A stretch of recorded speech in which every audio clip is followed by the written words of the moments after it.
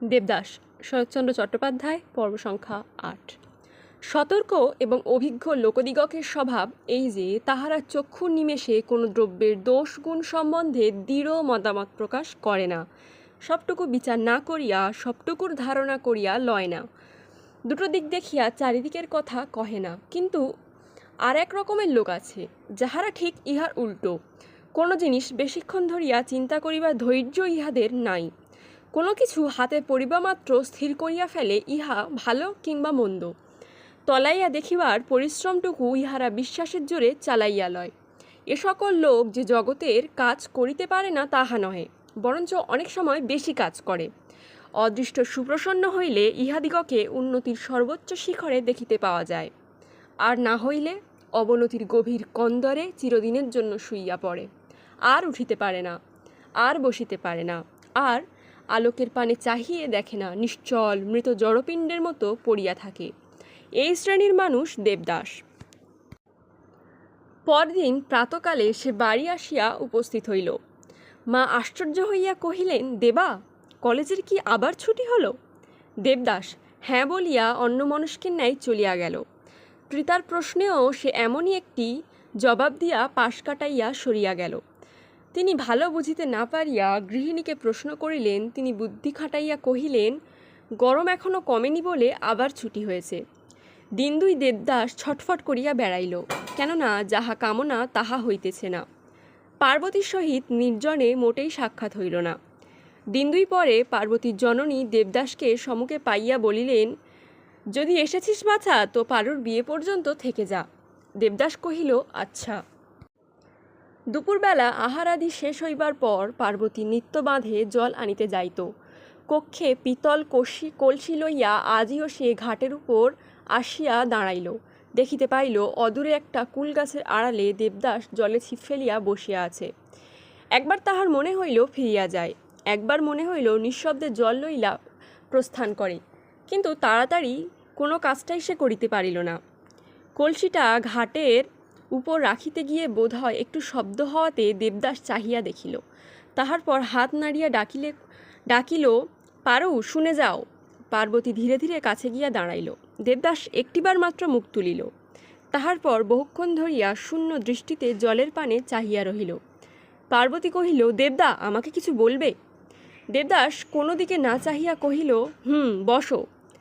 পার্বতী বসিল না, আনত মুখে দাঁড়াইয়া রহিল। কিন্তু কিছুক্ষণ পর্যন্ত যখন কোনো কথাই হইল না, তখন পার্বতী এক পা করিয়া ধীরে ধীরে ঘাটের দিকে ফিরিয়া চলিতে লাগিল। দেবদাস একবার মুখ তুলিয়া চাহিল, তাহার পর পুনরায় জলের প্রতি দৃষ্টি নিক্ষেপ করিয়া কহিল, শোনো। পার্বতী ফিরিয়া আসিল, কিন্তু তথাপি দেবদাস আর কোনো কথা কহিতে পারিল না। দেখিয়া সে আবার ফিরিয়া গেল। দেবদাস নিস্তব্ধ হইয়া বসিয়া রহিল। অল্পক্ষণ পরে সে ফিরিয়া দেখিল পার্বতী জল লইয়া প্রস্থানের উদ্যোগ করিতেছে। তখন সে ছিপ গুটাইয়া ঘাটের নিকট আসিয়া দাঁড়াইল। কহিল, আমি এসেছি। পার্বতী ঘাড়টা শুধু নামাইয়া রাখিল, কথা কহিল না। আমি এসেছি পারু। পার্বতী কিছুক্ষণ কথা না কহিয়া শেষে অতি মৃদুস্বরে জিজ্ঞাসা করিল, কেন? তুমি আসতে লিখেছিলে, মনে নেই? না। সে কি পারু, সে রাত্রের কথা মনে পড়ে না? তা পড়ে, কিন্তু সে কথায় আর কাজ কি? তাহার কণ্ঠস্বর স্থির কিন্তু অতিরুক্ষ। কিন্তু দেবদাস তাহার মর্ম বুঝিল না। কহিল, আমাকে মাপ করো পারু, আমি তখনও তো বুঝিনি। চুপ করো, ওসব কথা আমার শুনতেও ভালো। আমি যেমন করে পারি মা বাপের মত করাবো, শুধু তুমি। পার্বতী দেবদাসের মুখপানে একবার তীক্ষ্ণ দৃষ্টিপাত করিয়া বলিল, তোমার মা বাপ আছেন, আমার নেই? তাদের মতামতের প্রয়োজন নেই? দেবদাস লজ্জিত হইয়া কহিল, তা আছে বই কি পারু, কিন্তু তাদের তো অমত নেই। তুমি শুধু কি করে জানলে তাদের অমত নেই? সম্পূর্ণ অমত। দেবদাস হাসিবার ব্যর্থ প্রয়াস করিয়া কহিল, না গো, তাদের একটুও অমত নেই, সে আমি বেশ জানি। শুধু তুমি। পার্বতী কথার মাঝখানে তীব্র কণ্ঠে বলিয়া উঠিল, শুধু তুমি? তোমার সঙ্গে? ছি! চক্ষের পলকে দেবদাসের দুই চক্ষু আগুনের মতো জ্বলিয়া উঠিল। কঠিন স্বরে কহিল, পার্বতী, আমাকে কি ভুলে গেলে? প্রথমটা পার্বতী থতমত খাইল, কিন্তু পরক্ষণেই আত্মসংবরণ করিয়া লইয়া শান্ত কঠিন স্বরে জবাব দিল, না, ভুলবো কেন? ছেলেবেলা থেকে তোমাকে দেখে আসছি, জ্ঞান হওয়া পর্যন্ত ভয় করে আসছি। তুমি কি তাই আমাকে ভয় দেখাতে এসেছো? কিন্তু আমাকেই কি তুমি চেনো না? বলিয়া সে নির্ভীক দুই চক্ষু তুলিয়া দাঁড়াইল। প্রথমে দেবদাসের বাক্য নিঃসরণ হইল না, পরে কহিল, চিরকাল ভয় করেই এসেছ আমাকে, আর কিছু না? পার্বতী দৃঢ়স্বরে বলিল, না, আর কিছুই না। সত্যি বলছো? হ্যাঁ, সত্যি বলছি। তোমাকে কিছুমাত্র আমার আস্থা নেই। আমি যার কাছে যাচ্ছি তিনি ধনবান, বুদ্ধিমান, শান্ত এবং স্থির। তিনি ধার্মিক। আমার মা বাপ আমার মঙ্গল কামনা করেন, তাই তারা তোমার মতো একজন অজ্ঞান, চঞ্চলচিত্ত, দুর্দান্ত লোকের হাতে আমাকে কিছুতেই দেবেন না। তুমি পথ ছেড়ে দাও। একবার দেবদাস একটুখানি ইতস্তত করিল, একবার যেন একটু পথ ছাড়িতেও উদ্যত হইল, কিন্তু পরক্ষণেই দৃঢ় পদে মুখ তুলিয়া কহিল, এত অহংকার! পার্বতী বলিল, নয় কেন? তুমি পারো, আমি পারিনি? তোমার রূপ আছে, গুণ নেই। আমার রূপ আছে, গুণও আছে। তোমার বাবা বড়লোক, কিন্তু আমার বাবাও ভিক্ষা করে বেড়ান না। তাছাড়া দুদিন পরে আমি নিজেও তোমার চেয়ে কোনো অংশে হীন থাকব না, সে তুমি জানো। দেবদাস অবাক হইয়া গেল। পার্বতী পুনরায় কহিল, তুমি ভাবছ যে আমার অনেক ক্ষতি করবে? অনেক না হোক, কিছু ক্ষতি করতে পারো বটে, সে আমি জানি। বেশ, তাই করো, আমাকে শুধু পথ ছেড়ে দাও। দেবদাস হতবুদ্ধি হইয়া কহিল, ক্ষতি কেমন করে করব? পার্বতী তৎক্ষণাৎ বলিয়া দিল, অপবাদ দিয়ে। তাই দাওগে, যাও। কথা শুনিয়া দেবদাস বজ্র হতের মতো চাহিয়া রহিল। তাহার মুখ দিয়া শুধু বাহির হইল, অপবাদ দেব আমি? পার্বতী বিষের মতো একটুখানি কুড় হাসিয়া বলিল, যাও, শেষ সময় আমার নামে একটা কলঙ্ক রটিয়ে দাও। সে রাত্রে তোমার কাছে একাকী গিয়েছিলাম, এই কথা চারিদিকে রাষ্ট্র করে দাওগে। মনের মধ্যে অনেক সান্ত্বনা পেতে পারো। বলিয়া পার্বতী দর্পিত ক্রুদ্ধ ওষ্ঠাধর কাঁপিয়া কাঁপিয়া থামিয়া গেল। কিন্তু দেবদাসের বুকের ভেতরটা রাগে অপমানে অগ্নুৎপাতের ন্যায় ভীষণ হইয়া উঠিল।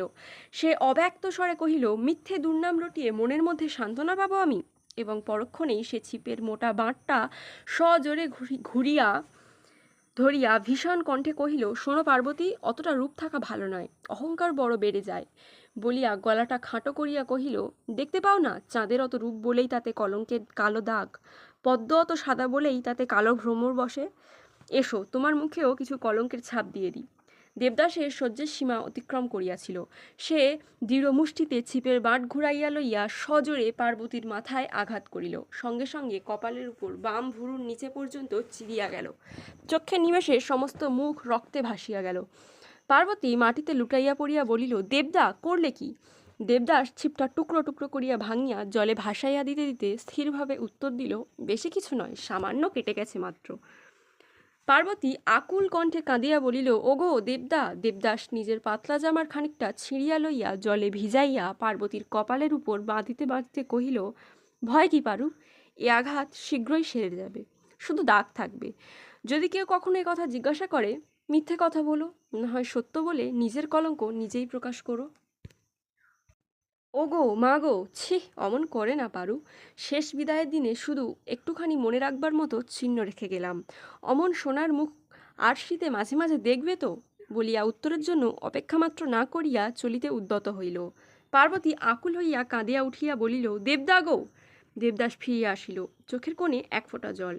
বড় স্নেহজনিত কণ্ঠে কহিল, কেন রে পারু? কাউকে যেন বলো না যেন। দেবদাস নিমেষে ঝুঁকিয়া দাঁড়াইয়া পার্বতীর চুলের ওপর ওষ্ঠাধর স্পর্শ করিয়া বলিল, ছি, তুই তুই তুই কি আমার পর পারু? তোর মনে নেই, দুষ্টুমি করলে ছেলেবেলায় কত তোর কান মলে দিয়েছি?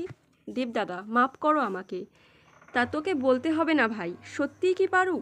আমাকে একেবারে ভুলে গেছিস? কবে তোর উপর রাগ করেছিলাম, কবে মাপ করিনি? দেবদাদা, পার্বতী, তুমি তো জানো আমি বেশি কথা বলতে পারি নে, বেশি ভেবেচিন্তে কাজ করিতেও পারি নে, যখন যা মনে হয় করি। বলিয়া দেবদাস পার্বতীর মাথায় হাত দিয়া আশীর্বাদ করিয়া বলিল, তুমি ভালোই করেছ। আমার কাছে তুমি তো সুখ পেতে না, কিন্তু তোমার এই দেবদাদার অক্ষয় স্বর্গবাস ঘটত। এই সময় বাঁধের অন্যদিকে কাহারা আসিতেছিল। পার্বতী ধীরে ধীরে জলে আসিয়া নামিল। মা আসিয়া কাঁদিয়া প্রসরব করিলেন, এ সর্বনাশ কি করে হলো পারু? পার্বতী সহজভাবে বলিল, ঘাটে পা পিছলে পড়ে গিয়েছিলাম, ইঁটে লেগে কেটে গেছে। তাহার পর সকলে মিলিয়া শুশ্রূষা করিতে লাগিল। দেবদাস সত্য কথাই কহিয়াছিল, আঘাত বেশি নয়, 4-5 দিনেই শুকাইয়া উঠিল। আরও 8-10 দিনে অমনি লেগেল। তাহার পর একদিন রাত্রে হাতিপোতা গ্রামের জমিদার শ্রীযুক্ত ভুবনমোহন চৌধুরী বর সাজিয়া বিবাহ করিতে আসিলেন। উৎসবে ঘটাপটা তেমন হইল না। ভুবনবাবু নির্বোধ লোক ছিলেন না। পৌর বয়সে আবার বিবাহ করিতে আসিয়া ছোকরা সাজাটা ভালো বোধ করে নাই। বরের বয়স 40-এর নিচে নহে, কিছু উপরে। গৌরবর্ণ, মোটাসোটা নন্দলুলাল ধরনের শরীর, কাঁচা পাকা গোপ, মাথার সামনে একটু টাক। বর দেখিয়া কেহ হাসিল, কেহ চুপ করিয়া রহিল। ভুবনবাবু শান্ত গম্ভীর মুখে কতটা যেন অপরাধীর মতো ছাতনাতলায় আসিয়া দাঁড়াইলেন। কানমোলা প্রভৃতি অত্যাচার উপদ্রব হইল না, কারণ অতখানি বিজ্ঞ গম্ভীর লোকের কানে কাহারও হাত উঠিল না।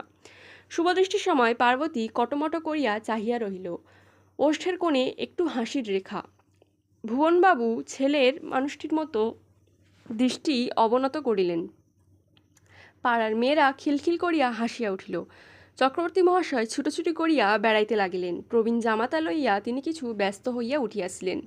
জমিদার নারায়ণ মুখুজ্জের আজ কন্যাকর্তা, পাকা লোক, কোন পক্ষে কোনো দিকে ত্রুটি হইল না। শুভকর্ম সুশৃঙ্খলায় সমাধা হইয়া গেল। পরদিন প্রাতকালে চৌধুরী মহাশয় এক বাক্স অলঙ্কার বাহির করিয়া দিলেন। পার্বতীর সর্বাঙ্গে যে সকল ঝলমল করিয়া উঠিল। জননী তাহা দেখিয়া আঁচল দিয়া চোখের কোণ মুছিলেন। নিকটে জমিদার গৃহিণী দাঁড়াইয়াছিলেন। তিনি স্নেহে তিরস্কার করিয়া বলিলেন, আজ আর চোখের জল ফেলে অকল্যাণ করিস নে দিদি। সন্ধ্যের কিছু পূর্বে মনোরমা পার্বতীর একটা নির্জন ঘরে টানিয়া লইয়া গিয়া আশীর্বাদ করিল, যা হলো ভালোই হলো, এখন থেকে দেখবি কত সুখে থাকবি। পার্বতী অল্প হাসিয়া বলিল, তা থাকবো, যমের সঙ্গে কাল একটুখানি পরিচয় হয়েছে। ও কি কথা রে, সময়ে দেখতে পাবি। মনোরমা তখন অন্য কথা পারিল, কহিল, একবার ইচ্ছে করে দেবদাসকে ডেকে এনে এই সোনার প্রতিমা দেখাই। পার্বতী যেন চমক ভাঙিল। পারিস দিদি, একেবারে ডেকে আনতে পারা যায় না? কণ্ঠস্বরে মনোরমা শিহরিত হইয়া উঠিল। কেন পারু? পার্বতী হাতের বালা ঘুরাইতে ঘুরাইতে অন্যমনস্কভাবে কহিল, একবার পায়ের ধুলো নেব। আজ যাব কি না? মনোরমা পার্বতীকে বুকের ভিতর টানিয়া লইয়া দুজনে বড় কান্না কাঁদিল। সন্ধ্যা হইয়া গিয়াছে, ঘর অন্ধকার। পিতামহী দ্বার ঠেলিয়া বাহির হইতে কহিলেন, ও পারু, ও মনো, তোরা বাইরে আয় দিদি। সেই রাত্রে পার্বতী স্বামীর ঘরে চলিয়া গেল।